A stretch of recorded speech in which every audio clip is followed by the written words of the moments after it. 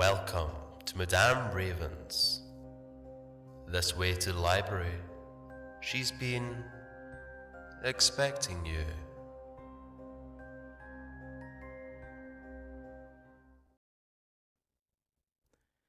A Stroll in the Dark by Aakash Sharma.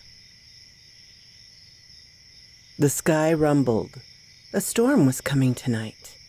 The curfew had already emptied the world, and for once, the world around me looked much like his own, lifeless and grim, and like the same world, he too walked alone in the dying moonlight.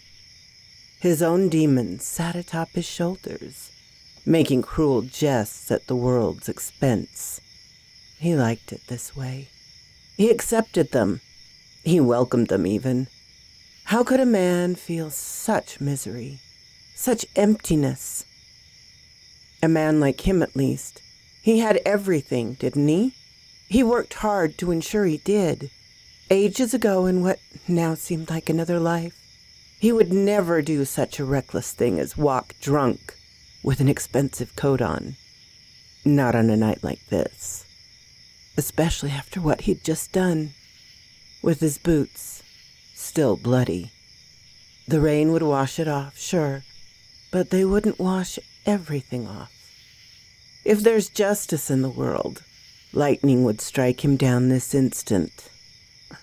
Of course, then again, his death should not be so quick and so easy.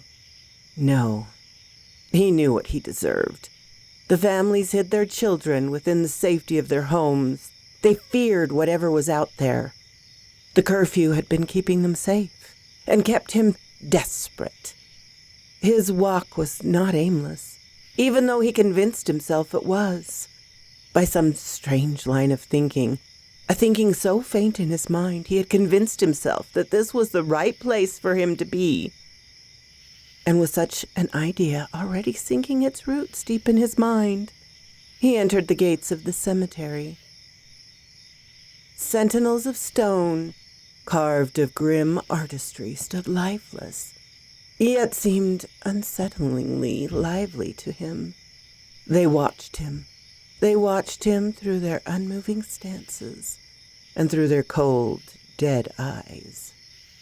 But shame or guilt was a feeling he had long forgotten. But why had he walked into this place tonight? What did he hope to find other than death? Perhaps a slight touch of humility in the face of one of life's bitterest of truths. Or perhaps it was the fear of judgment. And now, like one of the dead himself, he stumbled, feeling his body starting to slow him down. His feet only moved in slow and very unwilling steps. Then he reached the end of his journey, a grave with a name that seemed too wicked and too cruel to have a proper burial such as this one. A grave marked with his name and the entirety of his name. He cussed out, examining the carving on the stone. He caressed it, felt every letter on it, over and over again.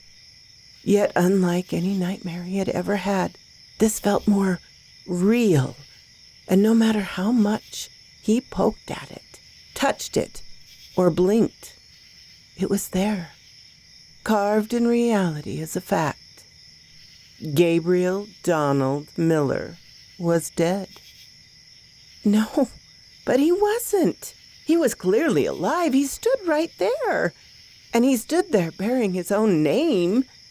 He even had a card to prove it. Right. Maybe he wasn't reading it properly. Maybe he was just finding ways to scare himself. You shouldn't be here past curfew, a voice said from behind. And he jumped, almost losing control of his own body. A dark figure stood far behind him, holding something in his hands. You really shouldn't be here, the man repeated. But Gabriel was lost. His mind hadn't been here at this moment. "Do you need help, friend?" the man asked. "You've seen what happens in town. It's really, really dangerous out here tonight." The man stepped a bit closer to him, now coming into better view. "It's going to rain tonight. At least pity that suit of yours." Gabriel got a better look at the man. He had a flashlight pointing down to the earth, and a uniform on that suggested he was the keeper here, or something close. "All right, I'll be back in a while," the graveyard keeper said, now obviously unsettled by Gabriel's strange manner. "And pay your respects, and then leave." The aged keeper proceeded to walk away. The sky rumbled again, and this time the man cussed and mumbled as he strode away and back into the darkness, guided by a little light.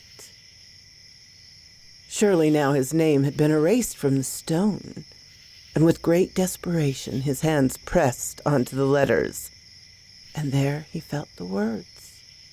Gabriel Donald Miller, 1971 to... He stopped right there. He was born that year as well.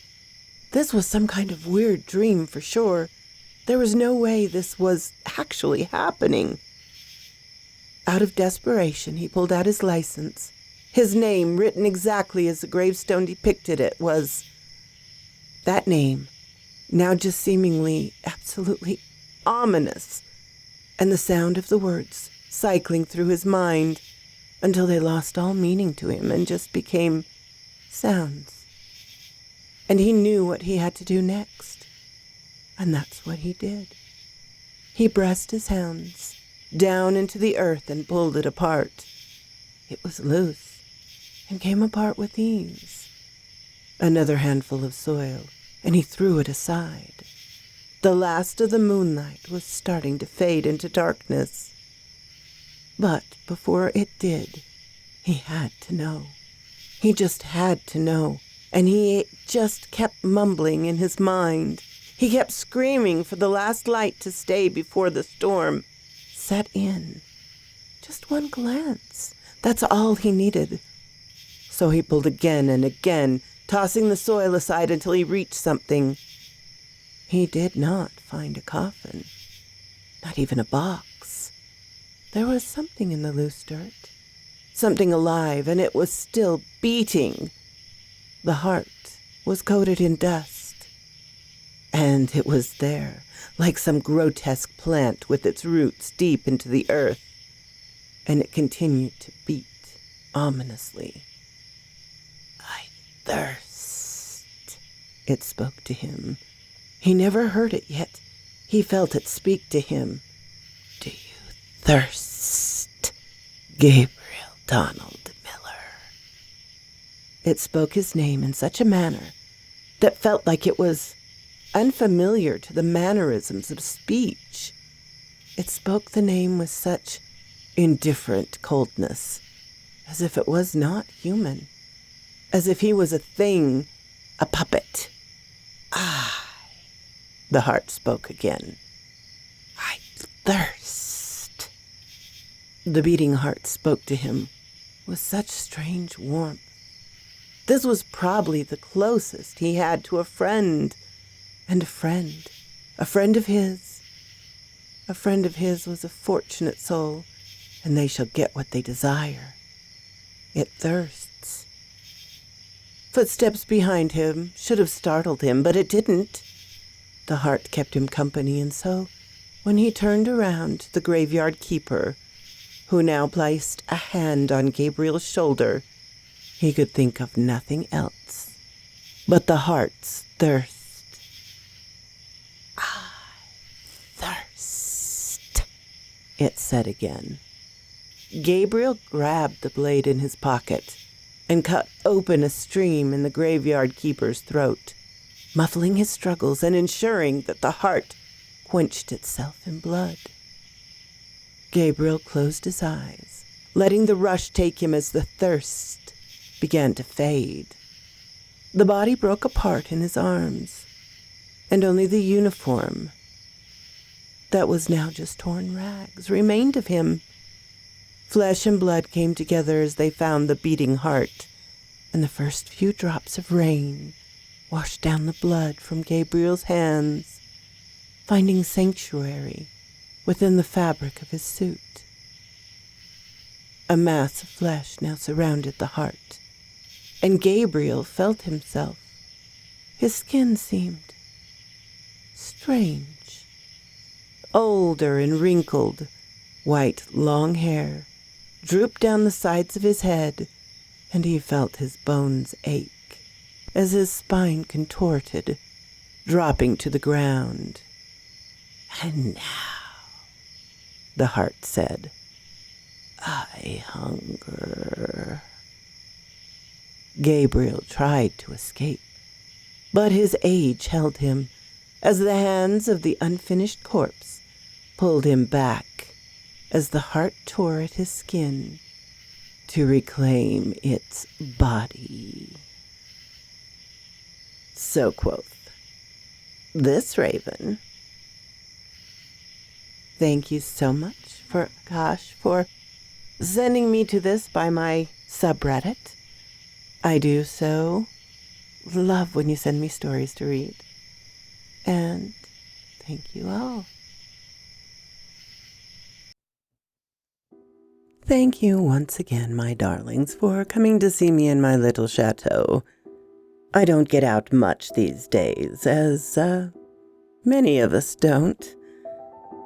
But it does mean the world to me. Why else would I be reading these stories, if not for you? Special thanks to my membership and Patreon supporters: Creepy Clown Girl, Unicorn Smoke, Ermin Case, Darren and Jennifer, Laura, Mutant Artificial Intelligence, Tabby Cat, and of course, Charlotte Emerson and Cortez Williams. You guys are amazing. Have a lovely day, my darlings.